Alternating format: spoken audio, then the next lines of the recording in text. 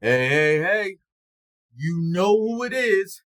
It's Zeus Cruz of Olympian Multimedia giving you another segment of Get Things Done. Like that? Did you? Kind of? Whatever. I'll do better next time. Anyhow, in today's segment, it's the new product alert. It may not technically be a new product as far as being out in the market, but it's new to Allah Studio. It's new to Olympian Multimedia. It's new to Alpha Omega, another tool in our arsenal that we are going to be utilizing to be to creating innovative music.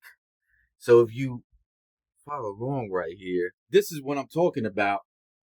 Please forgive me if I'm pronouncing this wrong, but this is the Alesis SR18 drum machine.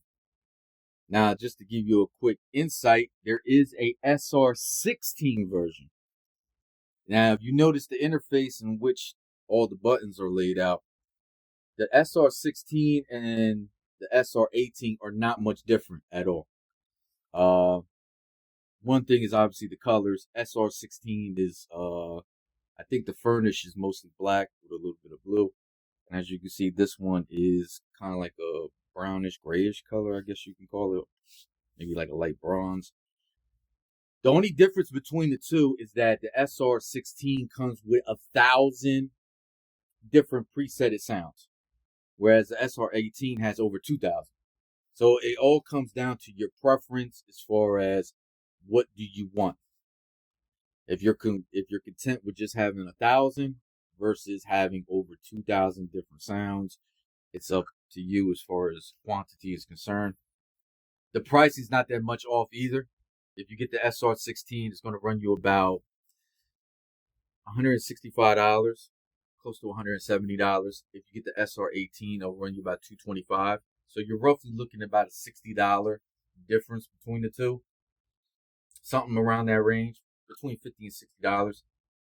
Me personally, it's just best to go with the SR18, $50 to $60 more, and you get more bang for your dollar, so to speak. I think that's the way to go. But it's all about what's within your budget. This drum machine is great. It's excellent. Very crisp sounds. Very much. They incorporate a lot of dynamics and textures into the sounds that they inputted and incorporated within this machine. It's an easy setup. If you notice here,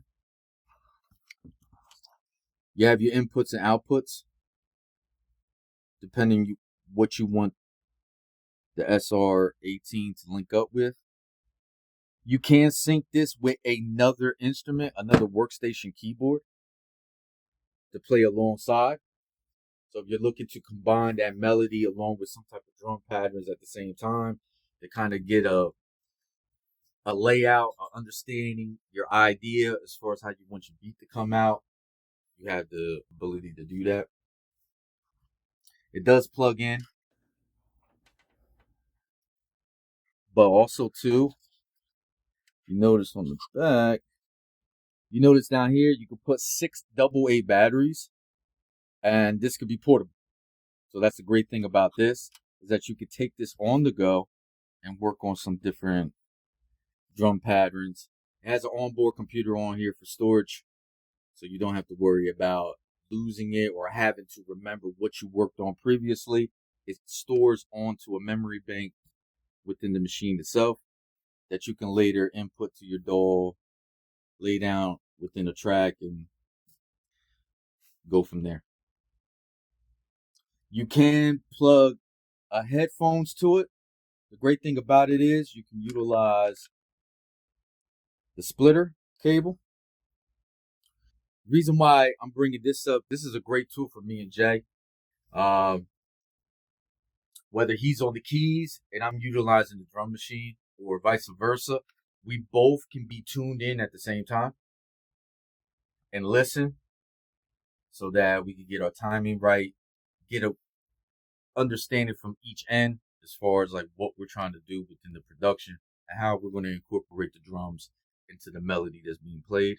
So this is definitely a great tool to have. Splitter cable, allow for 2 people to listen. If you don't want to use a headset, you can plug it up to your studio monitors or some type of audio system. You're just going to need your XLR cables to plug in to the system itself. And then if you notice here,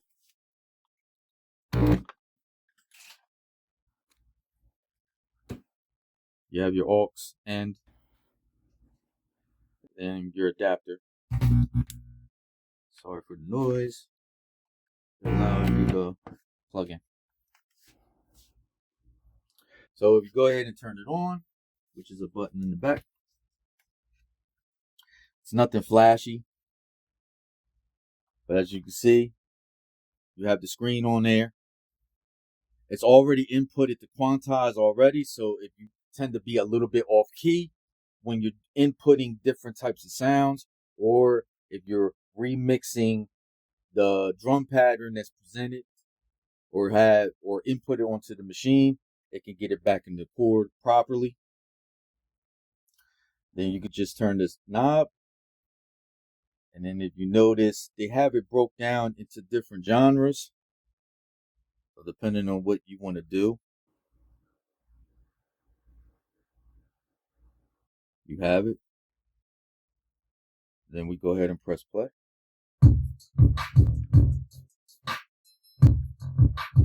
And you see, you can hear the clarity of the sound already. Honestly, within your production, you probably can utilize these as is.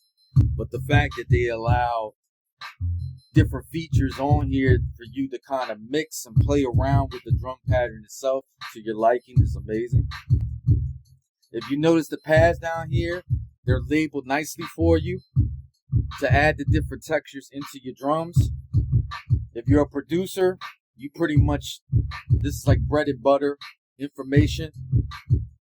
Adding your hi-hats, your snares, your kicks, your cymbals.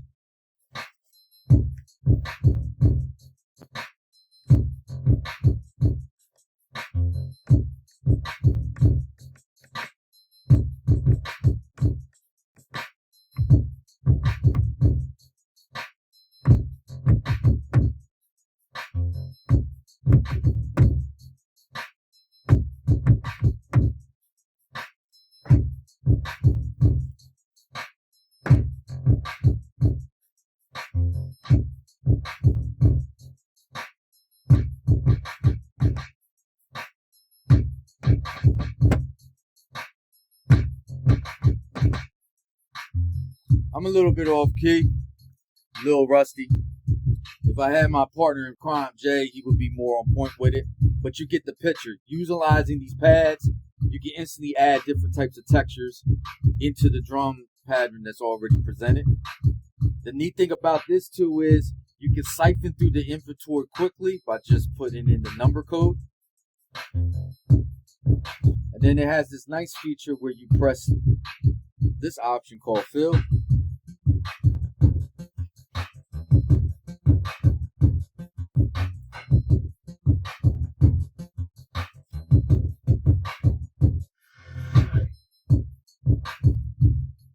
So you see how nice that is? Just by a click of a button, you're adding all these different dynamics into it.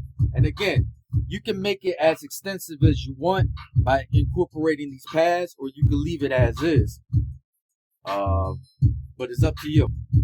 But at least you have the options to like really create and mold exactly what type of drum pattern that you're looking for, right? Then the neat thing too is you notice here they have this option here called effects. So when you click that,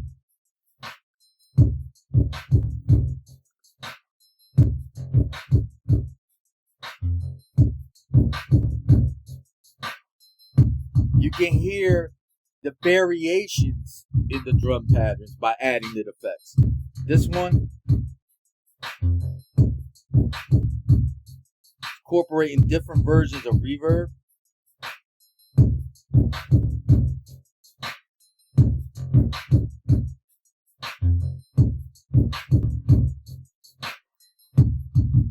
can hear like the spacey type of sound if you're into like the synth like myself. And you see how easy it is. You just move the dial and you instantly go into a different sound. And then you continue going until you find the one that works for you.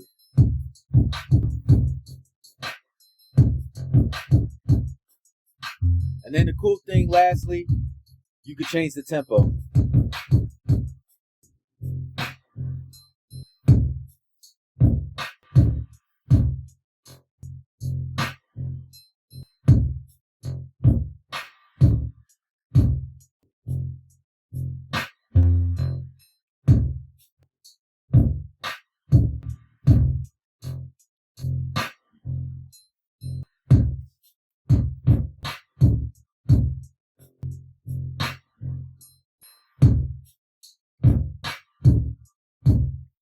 And the neat thing about doing that, by simply just tapping the tempo, you instantly create this sort of like a chord progression when it comes to your drums.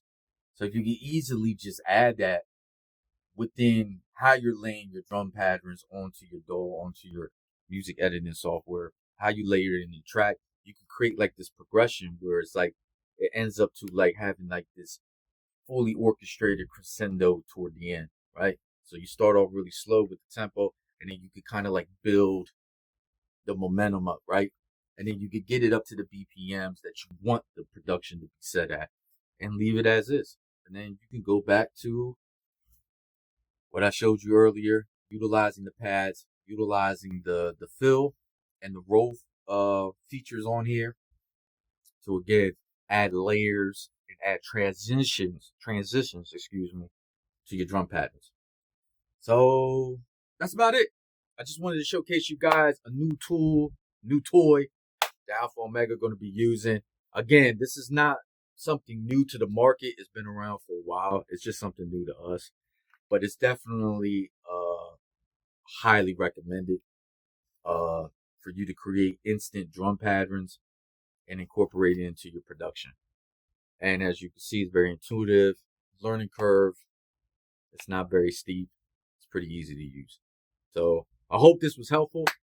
And that's it. Appreciate you guys tuning in. You know who it is. It's Zeus Cruz of Olympia Multimedia. And the only thing left to say is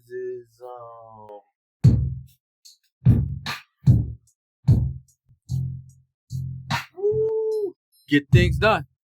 Check you later.